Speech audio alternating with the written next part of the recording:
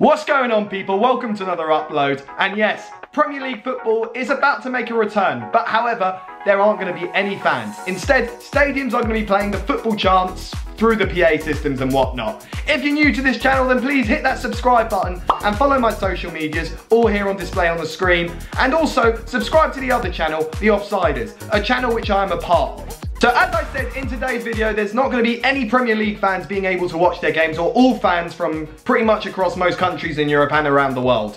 But this doesn't stop me in doing a tier ranking video. A tier ranking video on Premier League fans. And as you can see, I've got my layout ready. All Premier League teams in alphabetical order as well. Had to double check that between Bournemouth and Arsenal. How it's working is we're going to be ranking them from the following tiers. We're starting off with elite, decent, with average, family friendly and touristy, and then it's trash. And so without further ado, let's get going in ranking these Premier League fans. And also, just a quick disclaimer, don't take anything I say to heart. Remember, this is just my opinion on it. So don't get too downhearted if I decide to put your fan base on trash. Okay, so the first club we are going to be ranking is AFC Bournemouth. Now, I lived in Bournemouth for almost 4 years. I was studying there for university. My first year of uni, I was there just before Bournemouth got promoted. So I did get to see a few games in the stadium for Championship and whatnot. There's just this one chant that will determine where they go. Alright, come on then, we gotta get an atmosphere ready.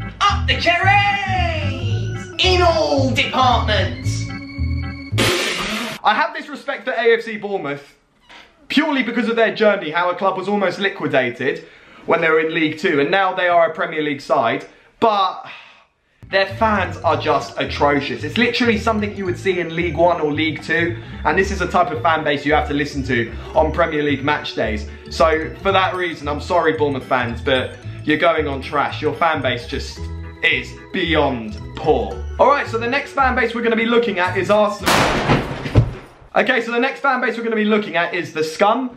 Where am I going to be putting them? Now, I'm going to try and be a little bit neutral here because, yeah, obviously, as you can tell by the background, yeah, I don't really like them, do I? But I'm going to be neutral here. So, on the one hand, yeah, I have seen, you know, Arsenal play at White Hart Lane and Wembley, yet to be played at the new stadium.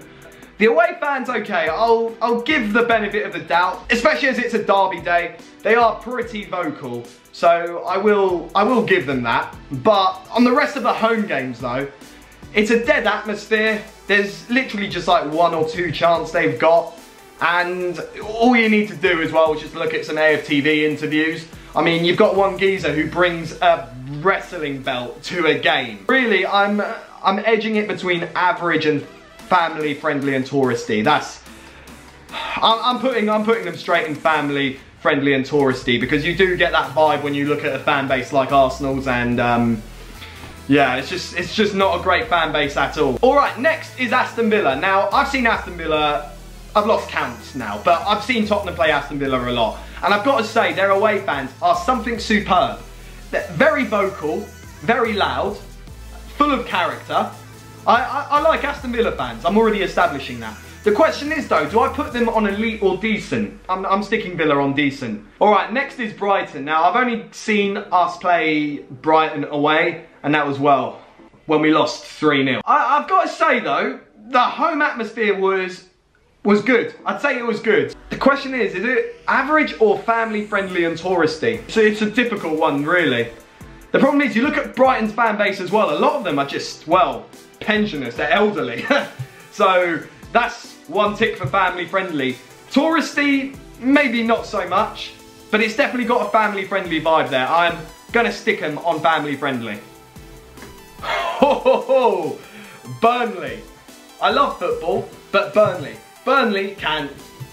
Yeah, I'm not gonna say the rest of them, don't want to get demonetised. Right, so where are we sticking Burnley? To be honest, it's average football and it's an average fan base. Burnley are just the least popular grounds that you'd want to go to. So you're not exactly going to go there to embrace the eccentric and electric home atmosphere. For me, I'm going to stick Burnley on, yeah, I'm going to stick them on trash. I've seen us play them away as well. Just a bit of a boring fan base, to be honest. They're trash for me. I don't see anything good about Burnley at all. Next is Chelsea. So, where to even begin? Well, to begin with, Chelsea fans will probably be able to tell you as much as possible of what they do know about their club, dating from 2005 onwards.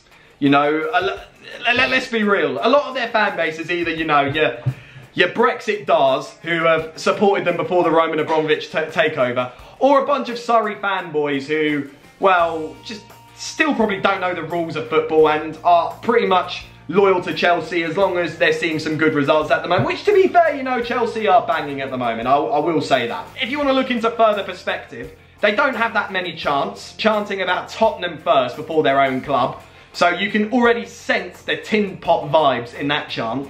The home atmosphere just isn't great, very few chants. It's just not decent at all.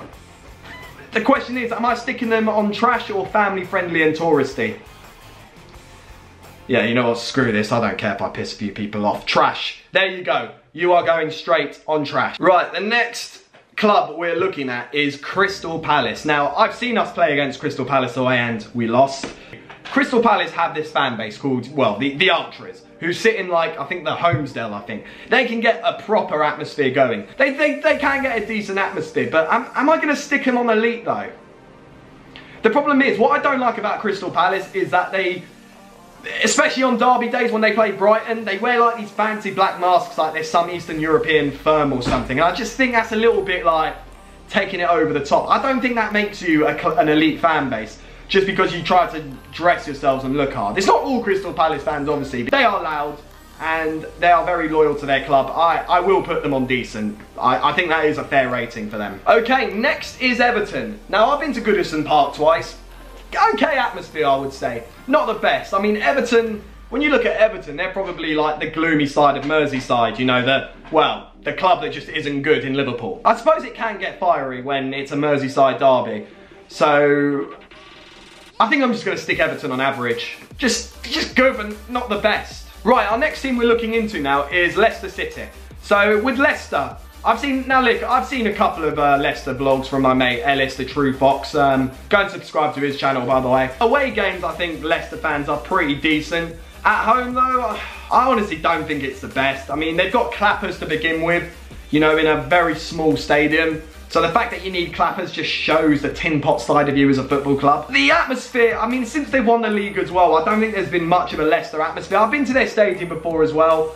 I don't think their home atmosphere was particularly great at all. Yeah, I'm going to stick them on average. I think that would be a fair rating for them. Okay, next is Liverpool. Now, Anfield is known as this fortress. Anfield is sometimes subjected to popular opinion, one of the greatest stadiums. And you know what? I'd suppose it is up there as one of the greatest stadiums. But what does it say for the fans that generate the atmosphere? Well, I think it's absolutely poor. I've seen videos before when they're banging out their You Never Walk Alone song, and you're hearing the away fans a lot more than them singing You Never Walk Alone. Okay, there's been probably absolute goosebumps of an atmosphere when it's their really big games, like when they play Barcelona in the Champions League and whatnot. But overall though, I don't think Liverpool fans are great at all. In fact, I think they're pretty poor. The thing about them as well is that they are such an international fan base, which I don't have an issue with at all. But it's safe to say that when you have a very touristy fan base, it can drain the atmosphere out a lot. I am going to stick them on family friendly and touristy. This whole thing with the flags and banners with You Never Walk Alone and that, it just isn't great. It's maybe good for like 2 minutes. But when you hear the rest of a match on Anfield, you can see how quiet, you can hear how quiet it is. So it's family friendly and touristy for me. Right, next is Man City. Now, Man City have had quite a history as a Premier League club. They were once seen as the tiny club in Manchester everyone liked and everyone was looking forward to play. In their old stadium, they had a very decent atmosphere as well. They moved out and moved into the Etihad. Sorry, I mean the Etihad. But you can see my point though. In the Etihad, they barely have any attendances.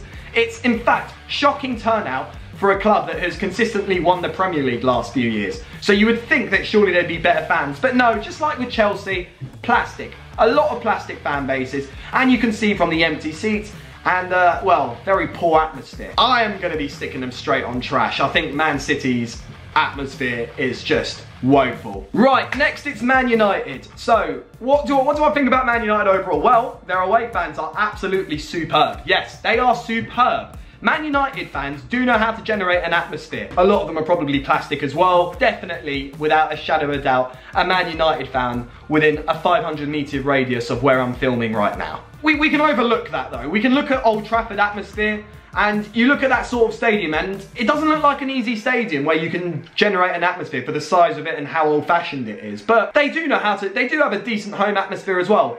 Decent home atmosphere, superb away atmosphere. Man United fans, I'm going to stick them on decent.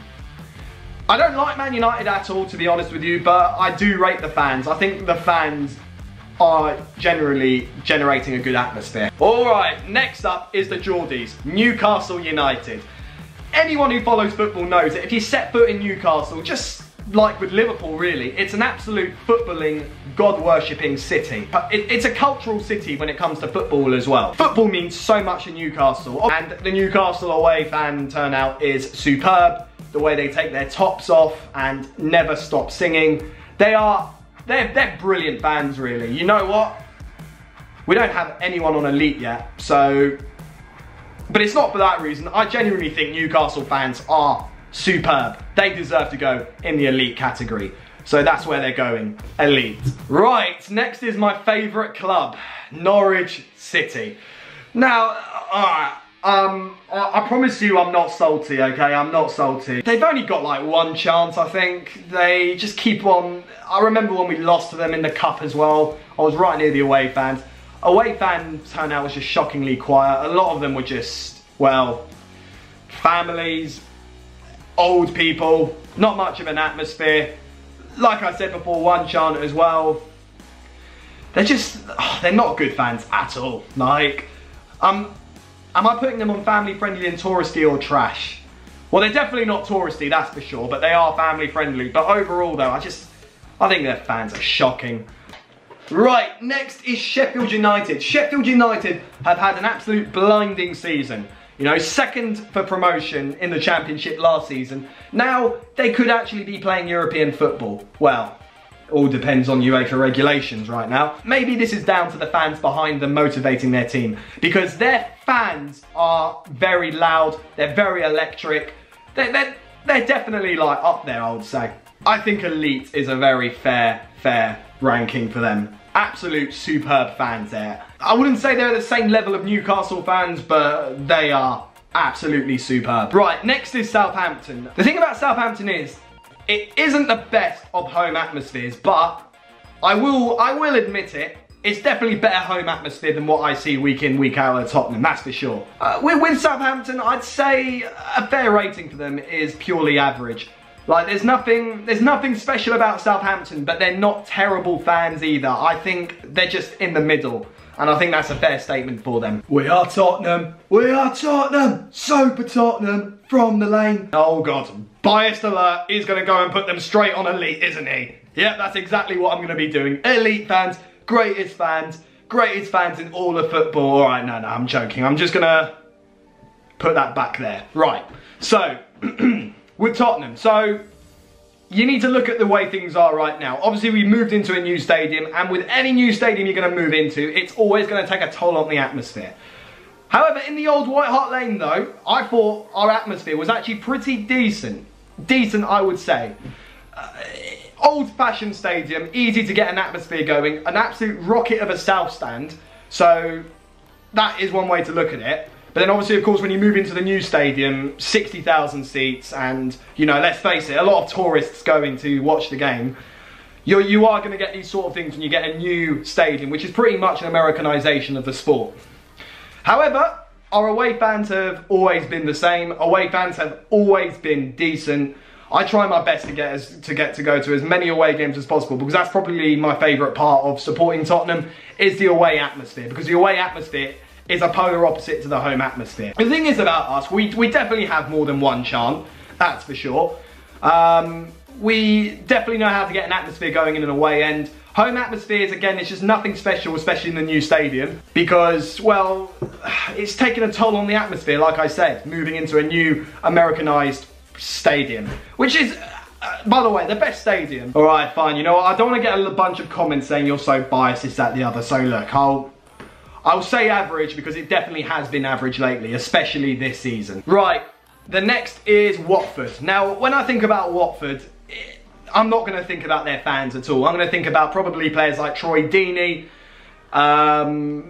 probably as well Elton John, because that's pretty much the only famous thing about Watford. Yeah, every time I've seen us play Watford, away atmosphere has been quite shocking. My school was in Hertfordshire, so a couple of my mates were Watford fans. I even got to go on a stadium tour around Watford, Vicarage Road, which wasn't really a great stadium at all. But we're looking at more at the fans of this, but nah, the fans are just too family friendly. And not touristy, I'll say that, but they are definitely family friendly. So I'm going to be sticking them there. Right, next is the Hammers. Right, so with West Ham United. So the thing is, at Upton Park / the Boleyn ground, with West Ham, they definitely had a decent atmosphere there. They're definitely not a fan base with very few chances. I don't really rate, though, their Bubble song. I think that's a little bit tin pot. I know a lot of people like it, but for me, I don't rate it. And of course, they've moved into the Olympic Stadium, which is the worst ever football ground, and you can definitely tell it's taken a toll on the atmosphere. I've seen us play against West Ham as well. With us playing them, it's different because it's a World Cup final for them. So they're gonna like be loving the fact that they're playing us. But for me, since moving into their huge ground, they've definitely become touristy and more family friendly. Totally different for away games, but nah, for me, West Ham is going on family friendly and touristy. Right, now the last team on the list is Wolverhampton Wanderers. I've seen us play them a few times. Their away atmosphere is decent, and so is their home atmosphere. The Molineux is definitely a stadium I want to visit to watch my team and to, well, embrace our atmosphere as well as alongside Wolverhampton Wanderers atmosphere. Their home fans are definitely brilliant, and for that reason, I am going to be putting them on decent. So, this is the final results of the tier making table. I mean, I'd say I've been more or less fair to every single team. Comment below if you agree or disagree, what teams you would have liked to have seen in Elite, or where you would have liked to have seen your team placed. Again, if you're new to this channel, hit that subscribe button. Comment below if you want to see more of this type of content. And I will see you in the next upload. So, until then, be safe, be well, and hit the subscribe button.